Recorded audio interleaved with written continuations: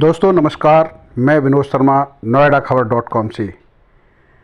दुनिया भर की नज़र नोएडा के सेक्टर 93A स्थित ट्विन टावर पर है। 28 अगस्त को ये दोनों टावर सुप्रीम कोर्ट के आदेश पर ध्वस्त हो जाएंगे। इन टावरों को गिराने से पहले की रणनीति और ध्वस्त होने के बाद जो चुनौतियां आएंगी उनको लेकर हमने बात की एडिफाइस कंपनी के डायरेक्टर उत्कर्ष मेहता जी से, जिन्होंने विस्तार से जानकारी दी कि कैसे टावर गिराने से पहले उनको कार्य करने पड़ रहे हैं और कैसे टावर गिरने के बाद जो चुनौतियां आएंगी उन सब पर विस्तार से सुनिए उन्होंने क्या कहा।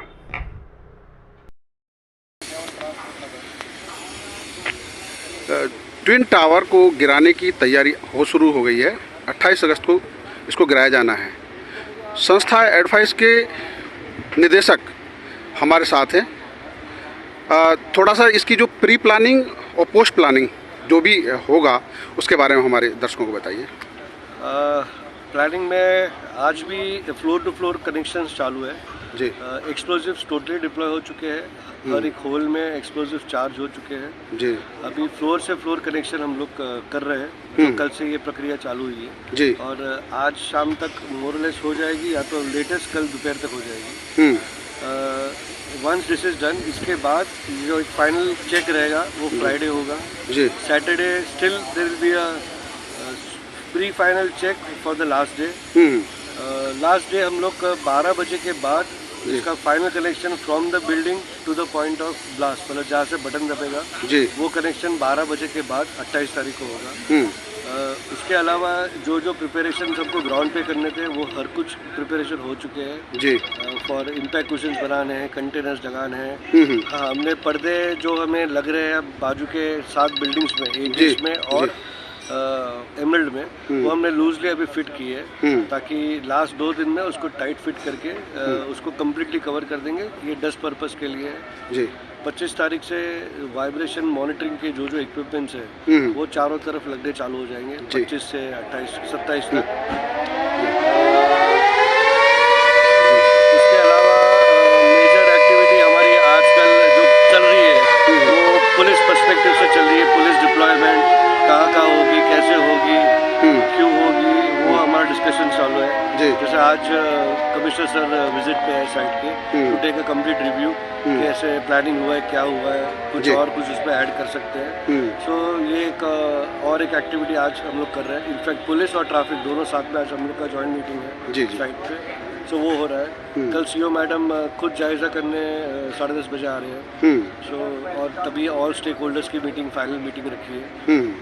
सो अगर कुछ हमसे रह गया या किसी से भी रह गया तो वो चीज़ हम पेपर पे लाके उसको पूरा करें। सो ओवरऑल ये प्री ब्लास्ट की सब प्रक्रिया रेडी है। किधर भी हमें लगता नहीं है कि हम कोई भी चीज़ में चूक रहे हैं और हम लोग as a team we are confident कि जो फॉल आना है वो सही जगह पे जहाँ हमने सोचा है वैसे ही आएगा। अच्छा, आपकी संस्था ने चेन्नई या कोच्चि में किया था।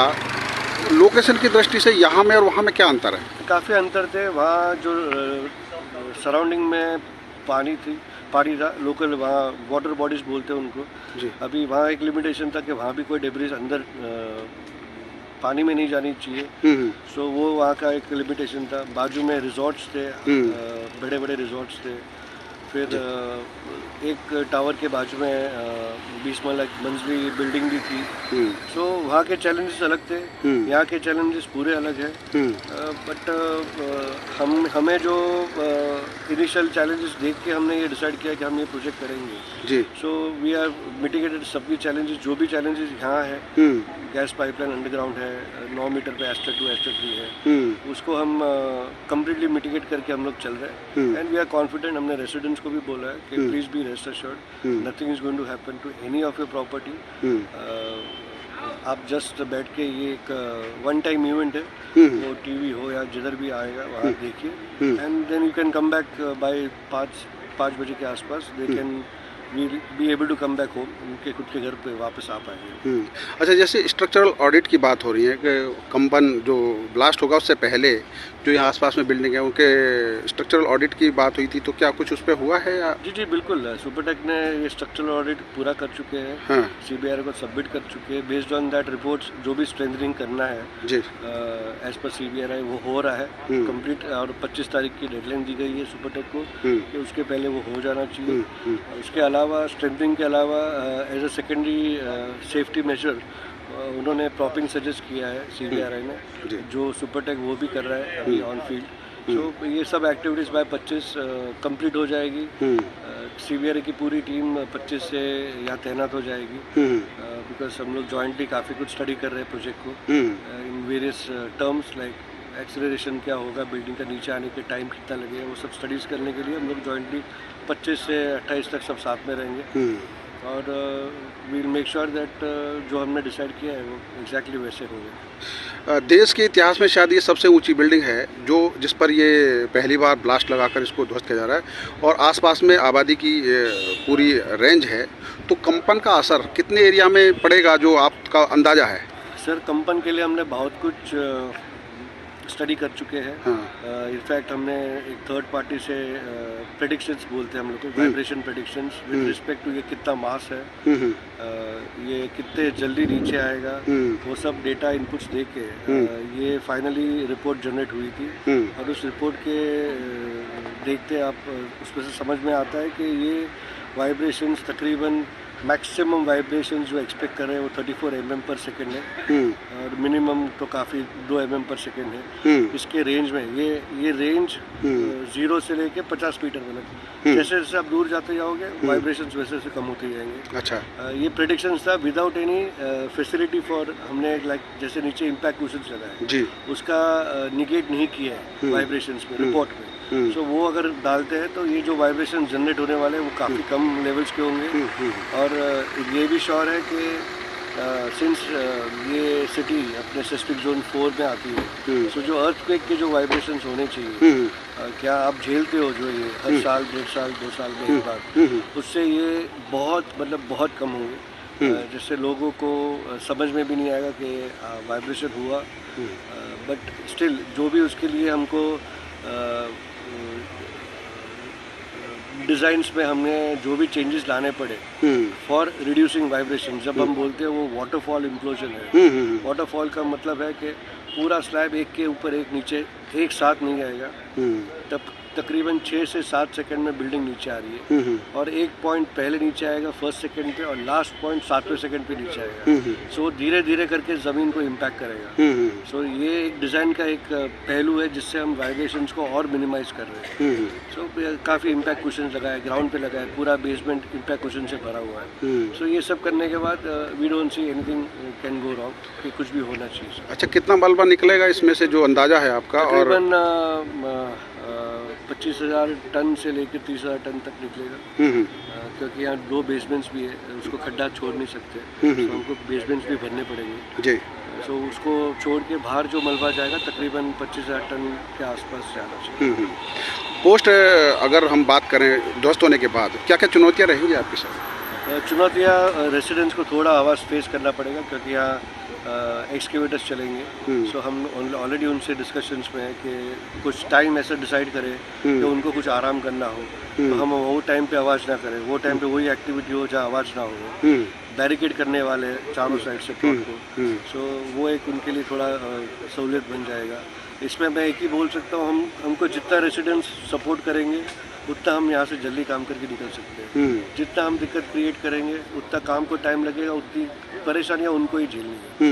सो we will request, we will make some plans with them कि जैसे दोपहर को 1 से 3 पे बंद रखते हैं, ताकि बच्चे सो गए, बूढ़े लोग सो गए, उनको आराम रह जाए। सुबह थोड़ा जल्दी चालू करेंगे, शाम को 8 बजे तक काम करेंगे, फिर रात को कुछ करना भी है तो ऐसा काम करें जिससे कोई आवाज़ क्रिएट ना हो। तो ये हम लोग प्लानिंग करके चलेंगे, और जितनी तकलीफ हम उनको कम दे पाए वो देंगे। अगर हम कभी भी देखते हैं कोई भी कंस्ट्रक्शन साइट है, अगर बाजू में चल रही है, तो जो नॉमिनल वॉइस आना है वो आना ही है, उसको हम अवॉइड नहीं कर पाएंगे। बट जितना हम बेटर कर सकेंगे उनका जीने के लिए जो 3 महीना हमको बेयर करना है, we try our best to do it.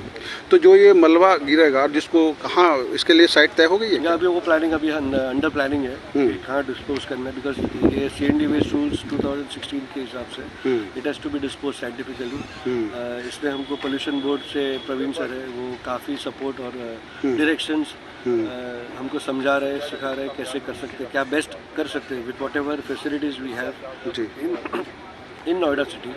So RO साहब as well as CAP sir Mushtaq Ahmad ji jointly हम लोग ये मुहिम रखी है कि the best possible manner which we can dispose this so that there is no damage to the environment, लोगों को कोई परेशानी ना हो इस चीज़ में। वो हम प्लानिंग स्टेज में वो हो जाएगा, 2-4 दिन में इट विल बी फाइन। आपने noidakhbar.com से बात की, आपका बहुत बहुत धन्यवाद। अभी आपने सुना उत्कर्ष मेहता जी को, जैसा कि उन्होंने जानकारी दी 28 अगस्त से पहले जो लोग आसपास के सेक्टरों में आवासीय परिसरों में रह रहे हैं उनके दिलों में आशंका है कि ध्वस्तीकरण के बाद उनके फ्लैटों का क्या होगा। लेकिन एजेंसियों का प्रयास है कि सब कुछ सफलतापूर्वक निपट जाए और इसी को लेकर पूरे दुनिया भर के वास्तुविदों के बीच और जो बिल्डिंग एक्सपर्ट हैं उनके बीच में बहुत गहनता से इस पर स्टडी की जा रही है, क्योंकि देश के इतिहास में ये पहला मौका होगा जब कुतुब मीनार से ऊंची बिल्डिंग विस्फोट के जरिए गिराई जाएगी।